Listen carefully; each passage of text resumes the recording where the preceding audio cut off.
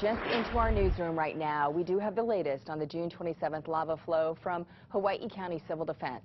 KITV4's Andrew Pereira joining us live in Pahoa and joining us with the latest. Andrew. Yeah, hey there, Ann.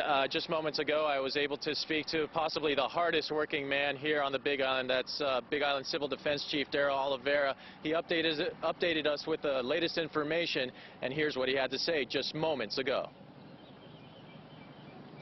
Well, just after 4:30 this morning, the flow has entered a private property, one of the properties that we were anticipating it approaching. It is extended beyond the fence line, which is a property boundary. Right now, it's about 20 feet or so into the property line. The finger right now that's extending into the property is about 10 yards wide, like it's about 20, almost 10 yards long as far as its intrusion. It's moving very slowly at this point. It's about a foot and a half tall. Continues to move in a northeast direction. There's no structures on this property in close proximity. There is structures further downhill. Don't have a distance for you at this time. I apologize, but we will be here monitoring this morning, and we do have fire crews on the ground just in the event we have any kind of a brush fire problem or any other type of exposure fire. So we have personnel here with the resident and are monitoring the situation. And Daryl, we can surmise with the lava flow coming into that property, it's probably anywhere about 500 yards or so from Pahoa Village Road.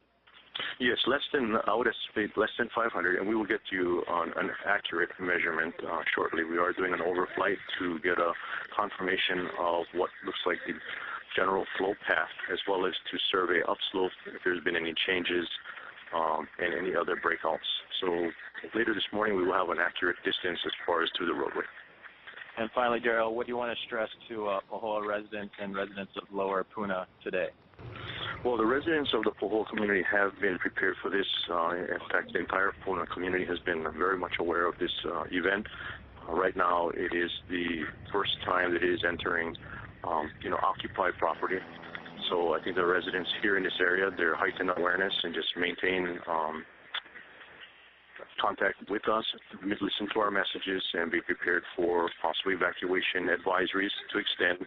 We'll also be monitoring the smoke and any hazardous materials that may present with problems, but we'll keep the public informed of any health issues as well as any other safety issues. So right now, they just need to monitor the radio for the latest broadcast, be prepared for possible extended evacuation advisories, and we will be working with each of the residents that may be affected with their evacuation.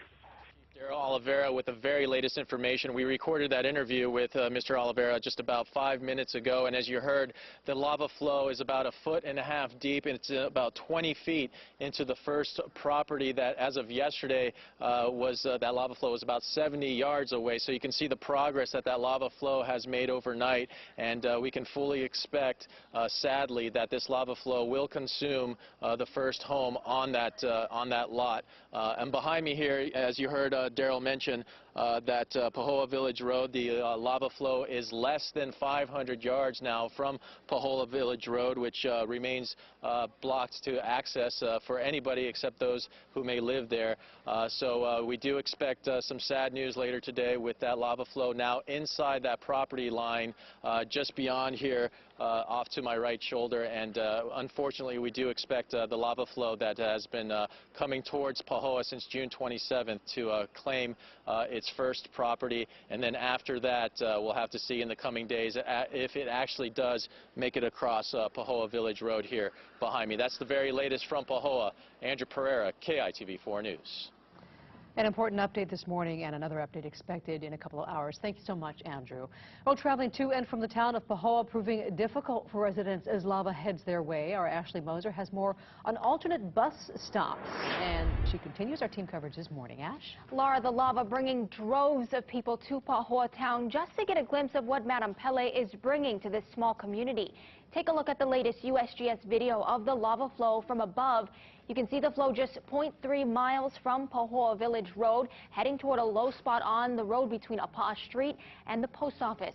A closer view shows the damage that's already been caused by this lava flow to the brush in this tiny town. And in anticipation for the flow to hit more roads, the Helion bus established new stops along Highway 130 and Highway 132. The first northbound stop is on Highway 132 at the New Hope Church sign, 2 more on Highway 130 at Homestead Road and the Pahoa Fire and Police Station. And southbound stops include 2 on Highway 130 at Malama Market and Homestead Road. The third southbound stop is on Highway 132 across from the New Hope Church sign. Now, for a list of those Helion bus stops, be sure to check out the As Seen On section of KITV.com. Ashley Moser, KITV4 News. Back to you. Okay, Ash, thank you so much. The Director of Civil Defense, Daryl Oliveira, says the Hawaii Volcano Observatory staff a big help by constantly monitoring the flow.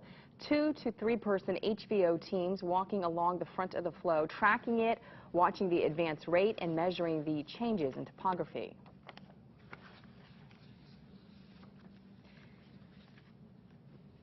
Some local businesses staying put while others have already left. A Thai restaurant is one of them. Employees took the last of the belongings and moved out.